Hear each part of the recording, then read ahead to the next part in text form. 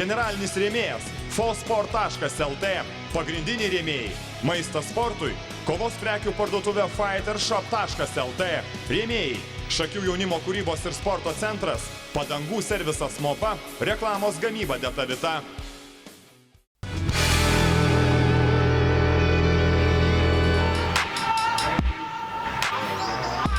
Sveiki, dar kartą esame Čempionai LT laidą, kurioje šiandien pirmasis Lietuvos grappling imtynių čempionatas. Pirmoje dalyje turėjote galimybę stebėti, mėgautis 12-mečių, 14-mečių kovomis. Antroje dalyje dėmesys bus skirtas 16-mečiams ir 18-mečiams. Priminsiu, kad su manim studijoje Kęstutis Smirnovas, šios sporto šakos įkūrėjas.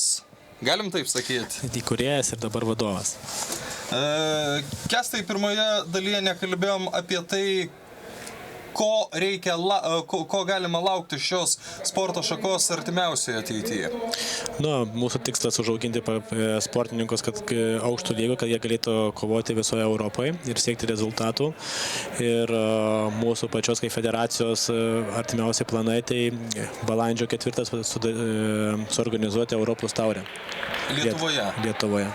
Ar yra, aišku, kad yra, tačiau ar daug yra tų vaikinų, kurie dabar tinkamai gali atstovauti Lietuvai?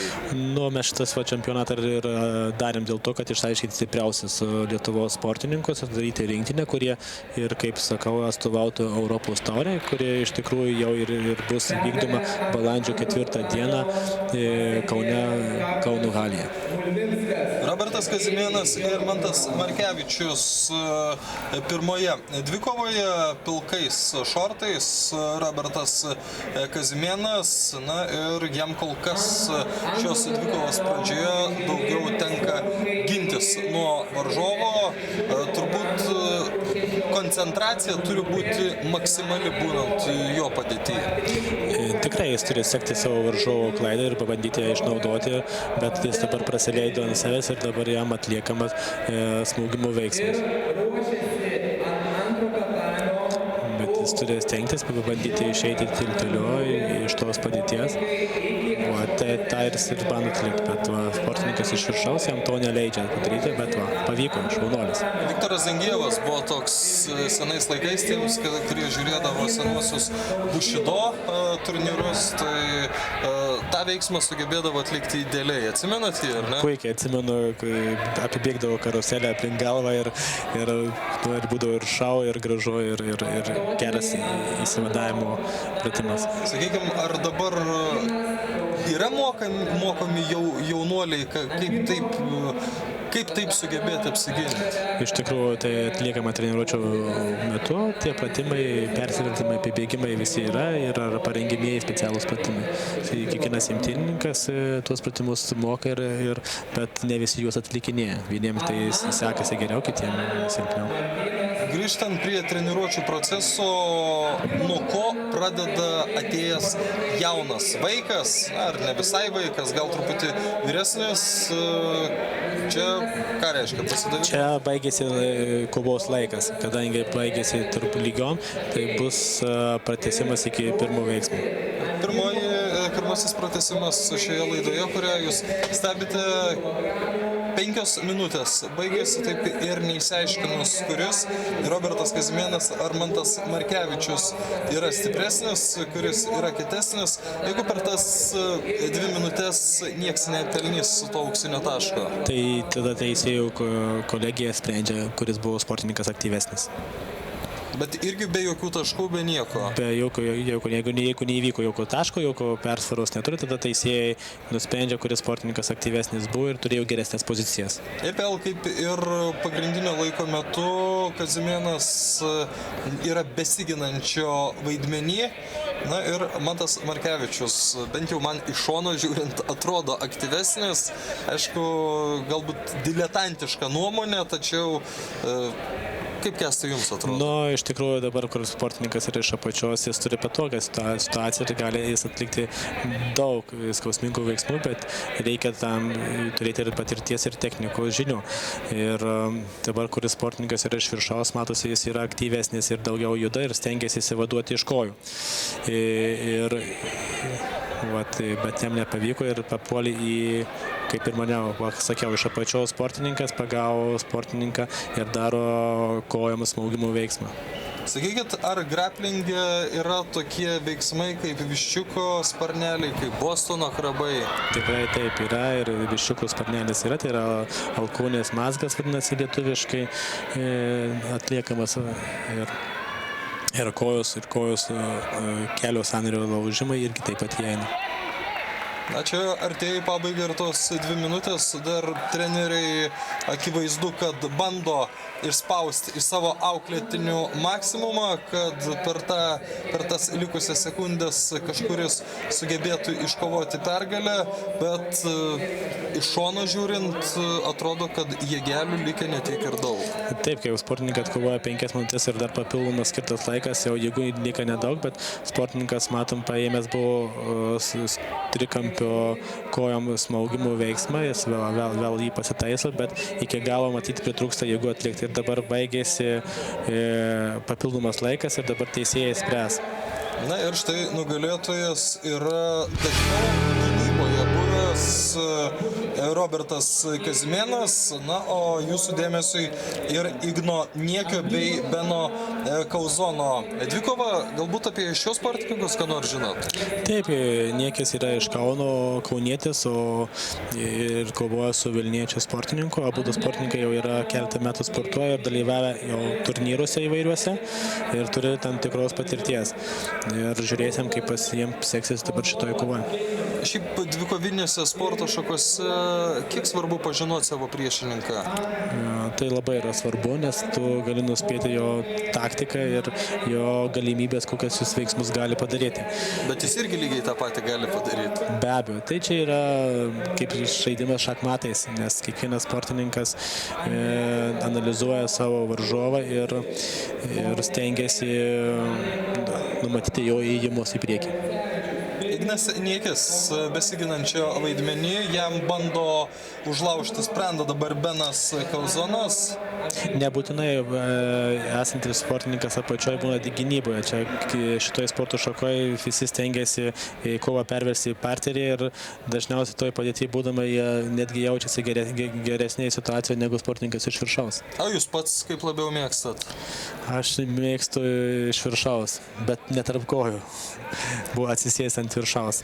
Nes kada tai būna tarp kojų, tai sportininkai kontroliuoja ir varžo tavo judesius ir tu negali atlikti visų veiksmų.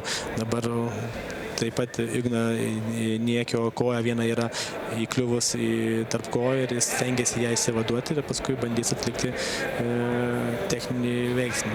Ar šiaip nėra sunku persiorientuoti kokiamis taisyklėmis kovoju? Nebūna, kad sportininkai užsimiršta, jog čia yra greplingas, o ne kita imtynių atšaka? Nu, kadangi čia nėra taisyklių, tai čia nėra ką pamiršti.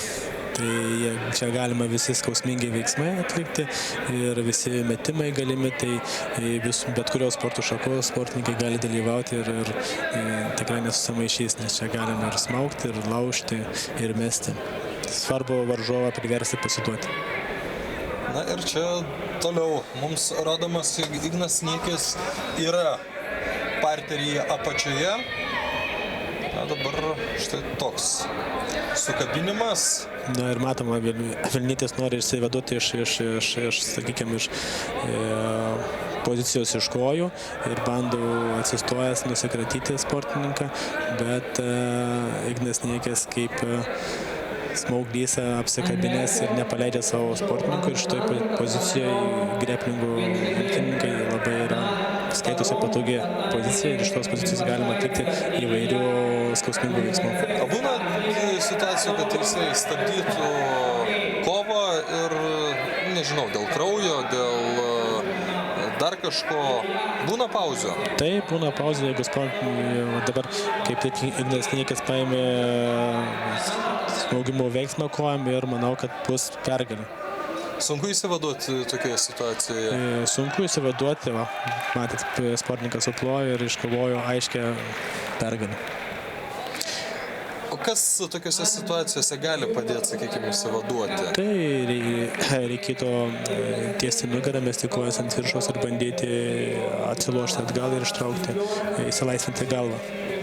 Domantas Meijeris, Armandas Bogucevičius, dar kad priminsiu, kad jūs stebite laidoje Čempionai LT atvirai graplingo imtynių čempionatą, pirmąjį čempionatą Lietuvos istorijoje, pirmoje dalyje 12-mečių, 14-mečių dvikovos, kurios kaip sykis baigdavosi greičiau nei tai, ką dabar mums demonstruoja 16-18 metų amžiaus grupių dalyviai. Na ir aišku, kad kuo vyresnis, tuo proto daugiau ir tuo veiksmų arsenalas yra žymiai didesnis.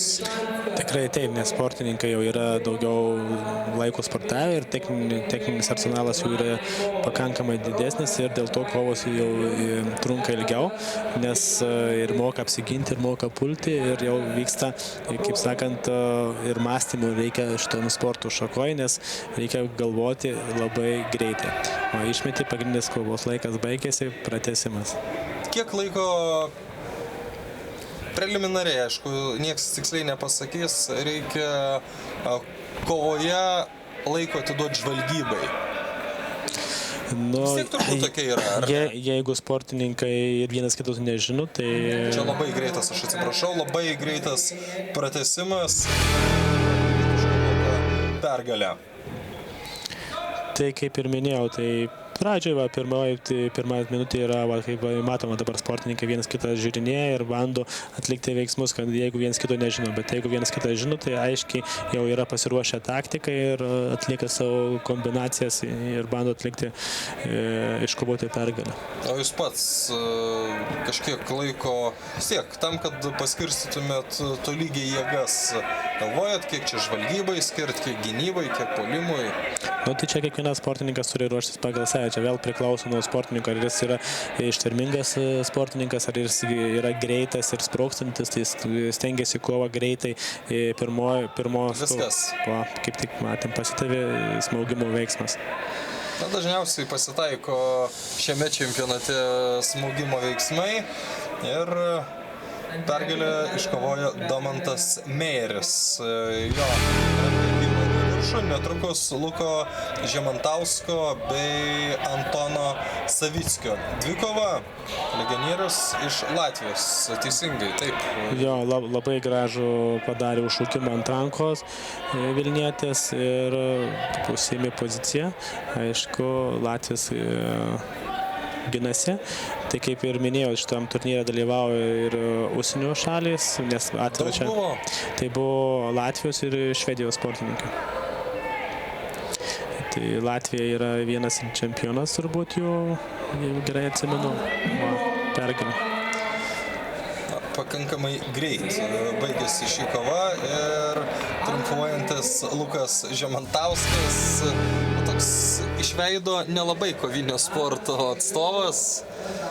Nu, visokių būna, bet ir apgaulinga labiausiai, kai sportininkai neatrodo taip, o iš tikrųjų yra jie pakankamai profesionalūs ir techniški ir pakankamai netgi gudrus.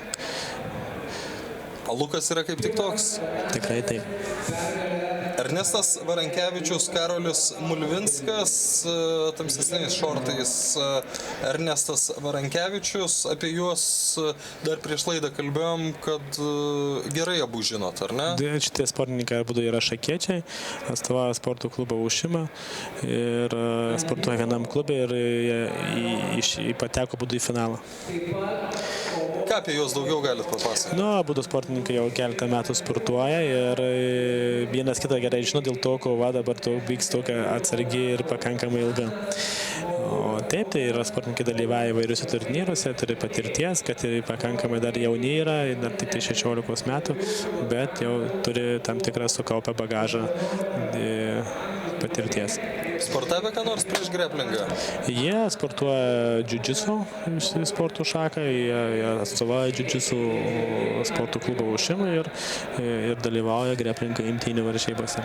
Čia daugiausiai yra atstovaujantis Brazilų jiu-jitsu klubus, sportininkai, sambo klubus, dziudo klubus ir kitų imtynių sporto klubus. Ar šiaip iš greplingo madinga yra kovoti bušido turnyruose? Taip, nes bet kuris geras imtynininkas gali būti geras bušido kovotojas. Kaip sakant, gerą imtynininką smūgiuoti yra nesunku išmokyti ir gali tada profesionaliai kovoti bušido rinkose, MMA turnyruose, profesionaliai tęsti savo sportinę karjerą toliau. Kiek be jūsų dabar yra tokių, kurie lipa ir čia, dalyvauja ir greplingo čempionate ir lipa į bušido ringą? Iš šitų varžybų čia ne vienas sportininkas neman... Bet aš apie vyresnius. Vyresnius. Tai praktiškai šiuo metu iš šito dalyvaujančių varžybos šiais metais ne vienas bušido ringe nedalyvaus, nes dabar turnyras lygs lapkričio 15 dieną, tai šitam turnyre ne, o taip tai daugelis iš jų dalyvauja įvairiuose MMA turnyruose, nebūtinai bušido, tai yra ir mišrūs kovos menai, tai profesionalūs lygos ir yra SWAT turnyrai ir Big Fight, Best Fight ir užsienio turnyrai, Anglijos, Vokietijos, Rusijos, tai jie dalyvauja įvairiuose turnyruose. Kiek tokiai kovai reikia laiko pasiruošti, kalbu apie rimtą pasiruošimą? Jeigu profesionaliai kovai, tai ruošiasi sportininkai nuo 3 mėnesių iki 6 savaičių. 6 savaitės yra trumpiausias laikotarpis, kuris gali pasiruošti. Bet sportininkas iki to laiko turi visą laiką sportuoti. O tas laikotarpis yra specialus pasirengimas. Kuo jis skiriasi nuo nespecialaus? Tuo skiriasi, kad čia jau vyksta pagal programą, pagal apskaičiavimą, svorio metimai, mityba, savo varžovo analizavimas ir pagal savo varžovo techniko rengimas technikos ir taktikos. O kaip yra, sakykime, ieškomi sparingo partneriai, panašus į tai, ką demonstruoja būsimas varžovas? Dažniausiai tai renkamės tokius sparingos partnerius, bet kadangi ne visą laiką taip galės lygiaverčių rasti, tai kovoja su įvairiais sportininkais ir važinėja po sporto klubus, draugiškus ir sparingų kovas ir taip, kai renki savo patirtį. Ar yra daug kovotojų, kurie mieliau renkasi greplingę ne parterį, o bando stovėdami iškovoti pergalę? Čia nelabai įmanoma stovėdami iškovoti pergalę, dėl to tik tai nebent per pratęsimą. Labai trumpa kova, kurią jūs turėjote galimybę matyti dabar, ir Lukas Latauskas bei Justas Sinkevičius jūsų ekranuose 68 kg svorio kategorija. Lukas Latauskas aukštesnis, ūgis daug lemia. Taip, galima išnaudoti ūgį, nes kada rankos ir kojos pakankamai ilgesnis, tai yra didesni svertai ir tai reikia mažiau jėgos atlikti įvairius skausmingus veiksmus ir galima tai išnaudoti. O čia dabar štai kovoje matoma irgi šakytė ir Vilnietė sportininkus. Ir Vilnietės apkabinės kojom, daug lengviau apkabinti ir kontroliuoja, iš apačios būdamas kontroliuoja esantį sportininką viršuje. Dėl ko aš paklausiau apie ūgį, aišku, šiek tiek nuklydimas į kitą sporto šaką, bet, sakykime, tas pats Remigijus Margevičius, kuris yra mažiukas, bet niekada jam netrukdydavo gerai kovoti bušido ringe. Geriems sportininkams niekas netrukdo. Čia priklauso nuo nusiteikimų ir charakterio ir pasirengimų. Čia matome šiek tiek sulėtėjusius veiksmus.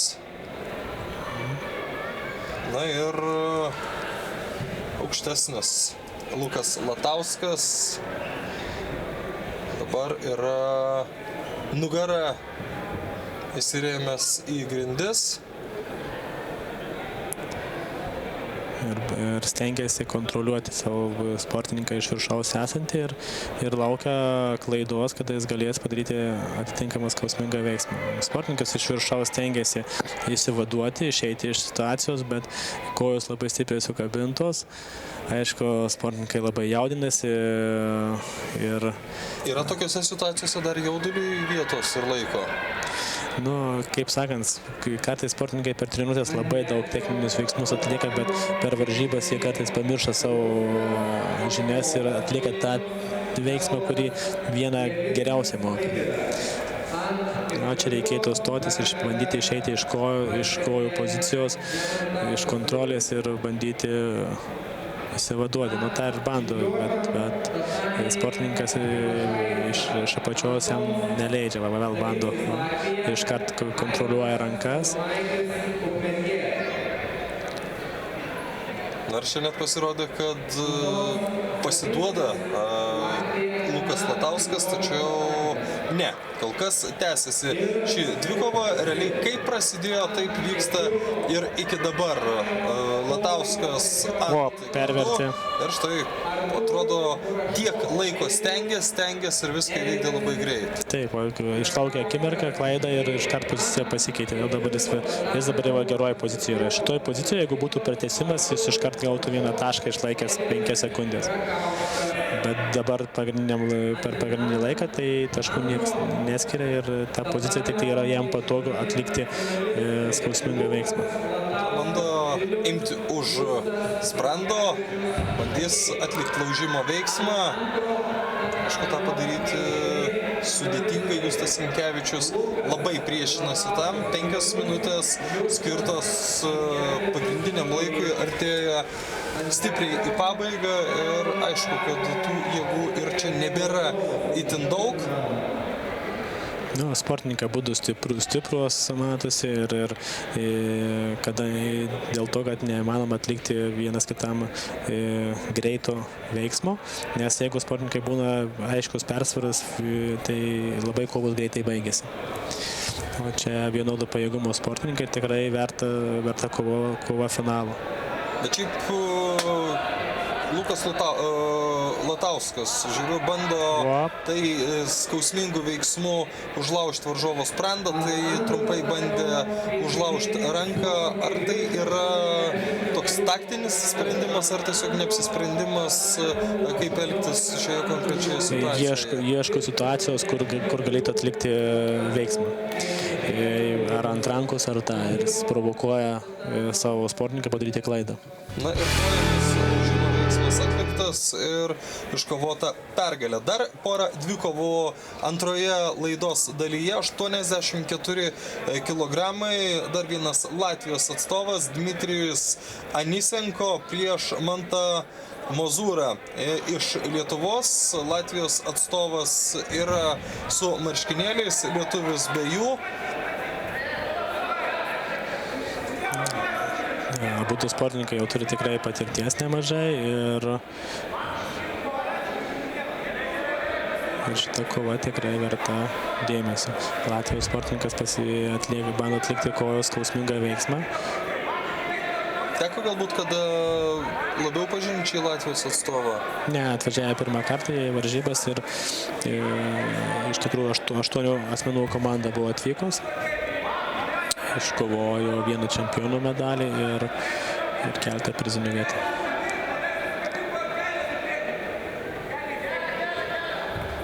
Aš taip bando...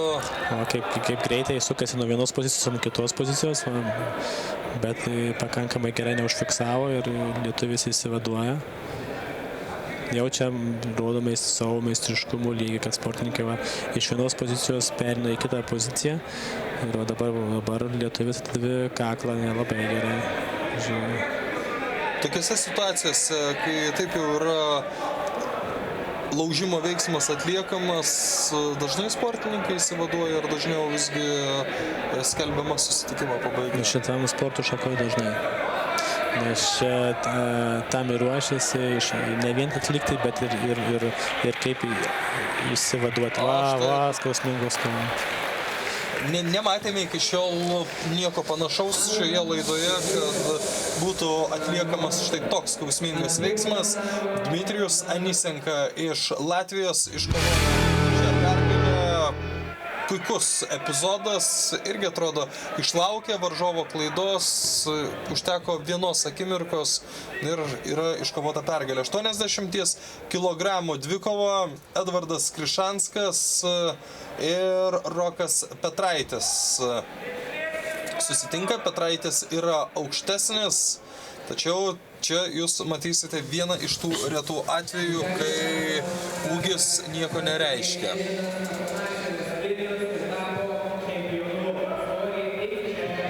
Bando aktyviau dvikovą pradėti Edvardas Krišanskas. Rokas Petraitis atrodo kol kas labiau stebėtojo vaidmenyje. Petraitis jau yra turintis patirties sportininkas.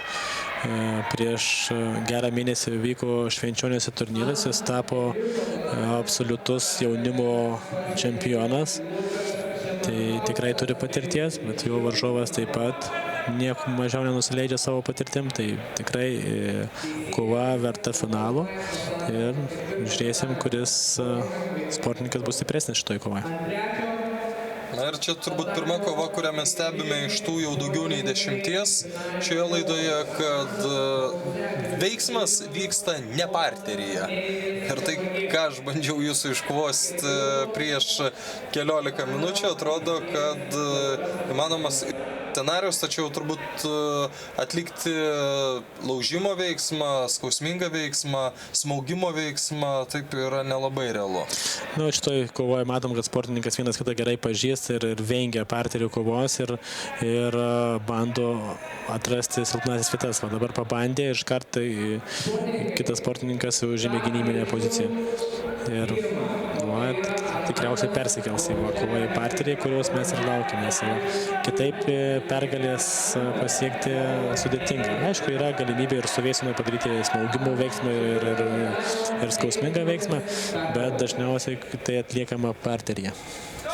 Ir čia bando įsivaduoti dabar iš varžovo gniaužtų, tiesą sakant, abu bando, nes vienas turi problemų su kojomis, o kitas apskritai dabar galbūt mažesnių problemų turi. Edvardas Krišanskas esantis viršuje, o Roko Petraičio koja yra įstrigusi ir turbūt ne visai maloniai įstrigusi. Taip, jam nėra patogas, norėtų ją apsikabinti savo sportininką, iš kurios padėties galėtų kontroliuoti labiau. O sportininkas iš viršaus stengiasi, Petraitis bando ištraukti koją ir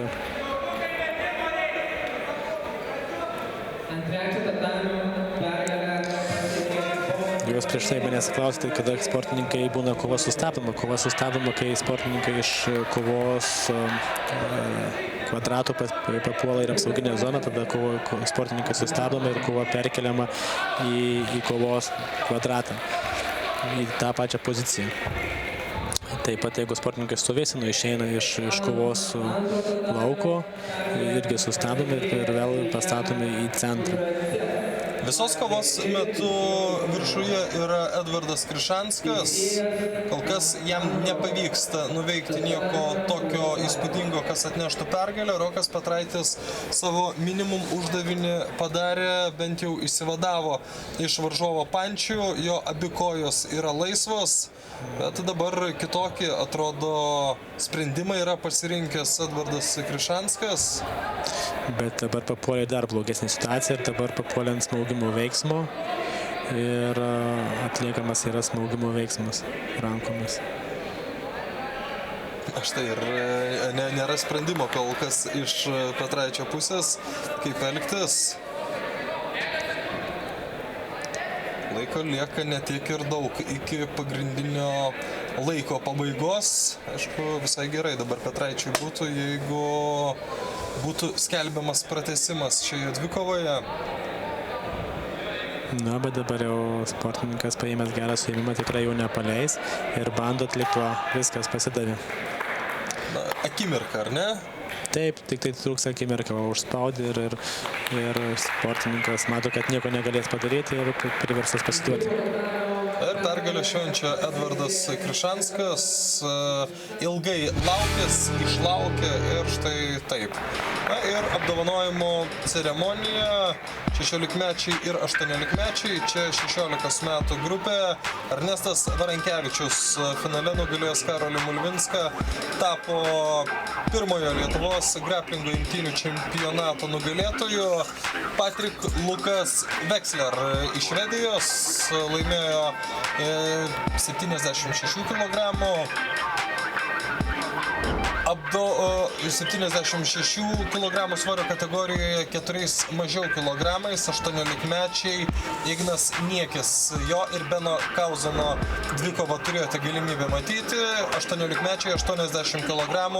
Edvardas Krišanskas įveikęs Roką Petraitį finalinėje dvikovoje. Trečias liko Deividas Jasinauskas. 84 kg jūsų dėmesiui.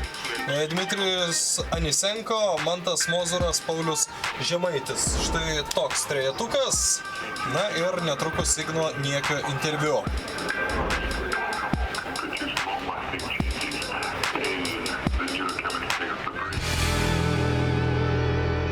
Nuostabiai, nes po daug darbo tapau čempionu. Nes įdėdamas daug darbo pasiekiau tiek. O sunku buvo finale? Nu, sunku, nes buvo momentų, kad jau buvo ant pralaimėjimo vietos ir pavyko laimėti. Ar tokios pergalės įkvėpė tolimesniam, motyvacijos duoda tolimesniai karjerai? Įkvėpė, bet nereikia užmigti ant tų laurų, nes kad toliau sieks savo tikslų, mano manimu. Because I'm from Latvia, from Daugavpils. Mes esame iš Latvijos, iš From Daugpilio, Daugavpils grappling team. iš We just graplingo gathered all komandos. together and Atvykome came čia here to win this kartu championship, tam, so kad I did it. laimėtumėm šį čempionatą, aš savo It is tikslą tough to win pasiekiau. in the final. Ar sunku buvo finale? If I say that honestly, it Jeigu wasn't so tough. pasakyčiau, kad buvo lengva, tai usually nebūtų fighting with visiška tiesa. older men and in higher categories. Aš paprastai I mean, weight kovoju su categories. varžovais, So it was kurie yra rather easy. šiek tiek But I'm going iš to aukštesnių compete svorio in a kategorijų, absolute tačiau category jeigu aš noriu where can laimėti compete everyone in absoliučioje every age, so I'm kategorijoje, going to win aš privalau this laimėti bet category. kokią dvikovą. Treneriai tokie geri, ar patys esate tokie geri? Ir treneris geras, ir mes geri. Stengiamės. Ruošiamės, stengiamės ir pasirašėm. O buvo sunku laimėti finalus? Pakankamai sunku, geri priešininkai. Sunku, nes priešininkai visi yra stiprus ir reikia atiduoti jėgas. Pirmas Lietuvos čempionatas, kaip jums patiko organizacija jo? Gerai suruoštas, stiprus priešininkai. Manyčiau geras. Mano nuomonė irgi viskas yra gerai, nes viskas greit praėjo, daug tatamių ir viskas šaunu. O tokios pergalės įkvėpė, motyvacijos duoda ateičiai, siek dar didesnių aukštumų? Duoda. Stipresni varžovai, absoliuti svorio kategorija, irgi eisim kovoti, stengsimės laimėti, daugiau praktikos, tobulėjimui. Nežinau, iš tikrųjų, aišku motyvuoja, nes man varžybos yra ne pačios pirmas, bet vienas iš pirmųjų, tai labai šaunu. Generalinis rėmėjas Fosport.lt. Pagrindiniai rėmėjai Maistas sportui, kovos prekių parduotuvė Fightershop.lt. Rėmėjai Šakių jaunimo kūrybos ir sporto centras, padangų servisas Mopa, reklamos gamyba Detavita.